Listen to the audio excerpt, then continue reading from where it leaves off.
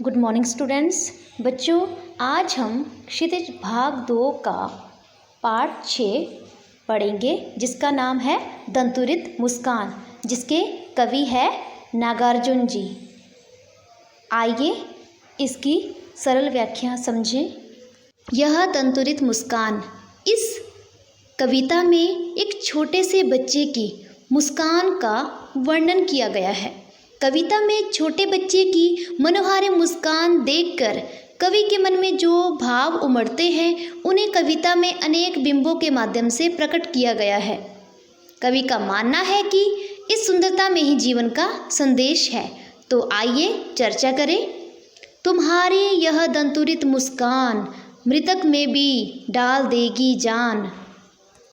धूली धूसर तुम्हारे ये गात, छोड़कर तालाब मेरी झोंपड़ी में खिल रहे जलजात। परस पाकर तुम्हारा ही प्राण, पिघलकर जल बन गया होगा कठिन पाषाण।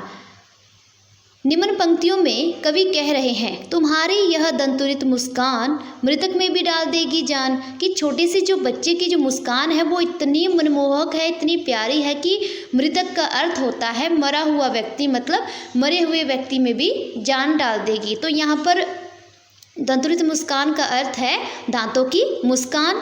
बच्चे के जो नए नए दांत होते हैं उसकी जो प्यारी सी मुस्कान होती है।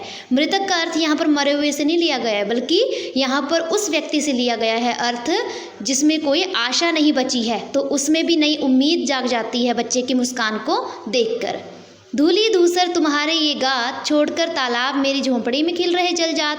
धूल से सना हुए, मतलब धूल से सने हुए तुम्हारे ये जो नन्हे नन्हे प्यारे से गाल है, छोड़कर तालाब मेरी झोंपड़ी में खिल रहे जलजात। जिस प्रकार से कमल होता है वो कहाँ पर, कीचड़ में खिलता है ना, तालाब के किनारे। तो वैसे ही ऐसा कवि कल्पना कर रहा है कि मान लो जो छोटा सा बच्चा है वो मेरी झोंपड़ी में खिल रहा है, मतलब किसके समान, कमल के समान खिल रहा है। मतलब जो कमल है ऐसा लग रहा है मान लो कमल ही मेरी झोंपड़ी में आ गया है।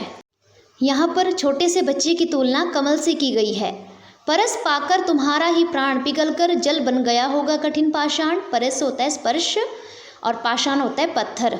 तो इसमें कवि कह रहे हैं कि छोटे से बच्चे के स्पर्श से, स्पर्श मात्र से कठोर हृदय वाला व्यक्ति भी पिघल जाता है, जिसका अर्थात जिसका हृदय जो कठोर होता है वो भी नरम दिल का हो जाता है।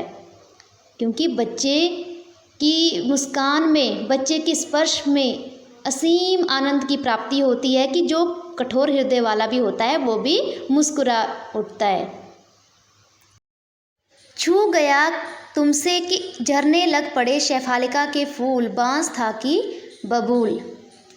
बच्चे की जो कोमलता है यहाँ पर किससे बताई गई है, शेफालिका के फूल के समान, कि तुम्हारे स्पर्श से शेफालिका के फूल भी झरने लग जाएंगे। बांस था कि बबूल, और बांस तथा बबूल, अब जो बबूल होते हैं उसमें कांटे होते हैं, ठीक है। तो लेखक कवि जो है अपने आप को बबूल के समान बता रहा है। यदि छोटा सा बच्चा अगर यदि बबूल से भी टच करेगा तो क्या हो जाएगा, जो मतलब शेफालिका के फूल के समान वो भी झरने लग जाएगा। या फिर दूसरा अर्थ लिया है कि बच्चे की जो कोमलता है वो शेफालिका के फूल के समान है, कोमल है। नेक्स्ट है, तुम मुझे पाए नहीं पहचान, देखते ही रहोगे अनिमेष। क्या तुम मुझे पहचान नहीं पाए हो? क्यों नहीं पहचान पाए हो? क्योंकि मैं काफ़ी लंबे समय के बाद यहाँ पर आया हूँ। अब जो छोटा सा बच्चा है वो अपने पिता को क्यों नहीं पहचान पाया? क्योंकि वो बहुत लंबे समय के बाद आए हैं अपने बच्चे से मिलने के लिए, वो पहचान नहीं पाया। तो बोल रहे हैं इसमें कि क्या हुआ यदि तुम मुझे पहचान नहीं पाए, कोई बात नहीं, देखते ही रहोगे अनिमेष। मतलब अनिमेष का अर्थ होता है बिना पलक झपकाए लगातार देखते रहना। तुम मुझे लगातार कंटिन्यू देखते ही रहोगे क्या? थक गए हो, आंखें लूँ मैं फेर? यदि तुम थक गए हो तो मैं अपनी आंखें फेर लेता हूँ, मतलब कहीं और अपनी नज़रें कर लेता हूँ, क्योंकि तुम एक टक मतलब लगातार मुझे देख रहे हो।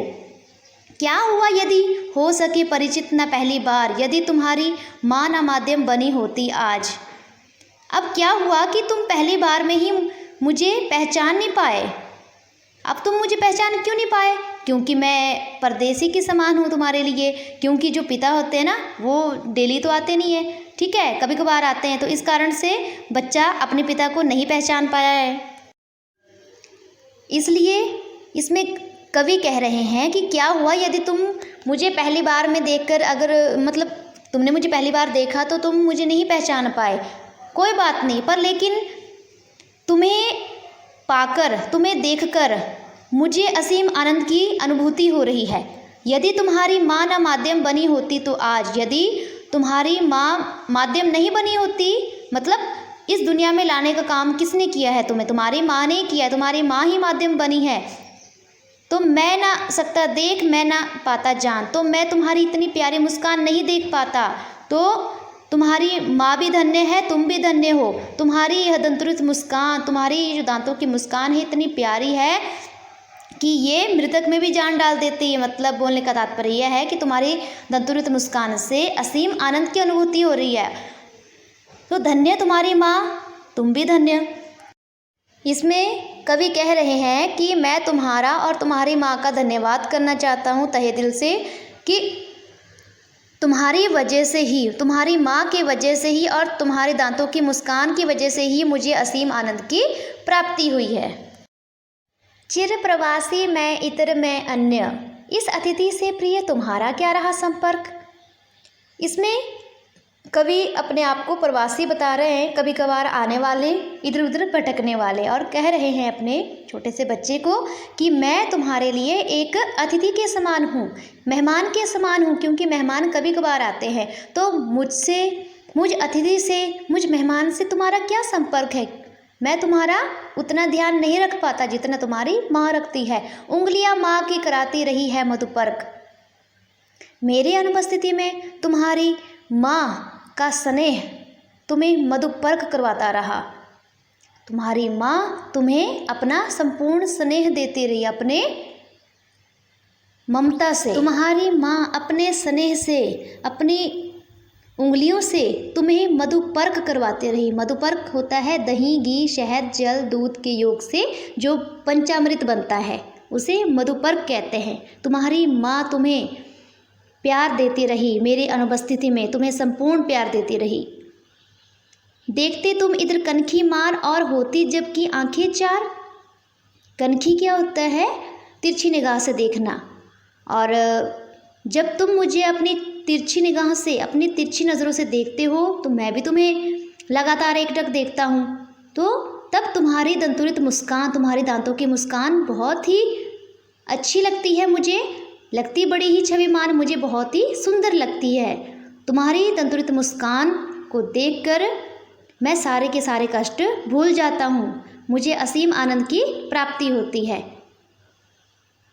बच्चों, पाठ 6 की कविता दंतुरित मुस्कान की व्याख्या कंप्लीट हुई। आशा है कि आपको वीडियो समझ आई होगी। धन्यवाद।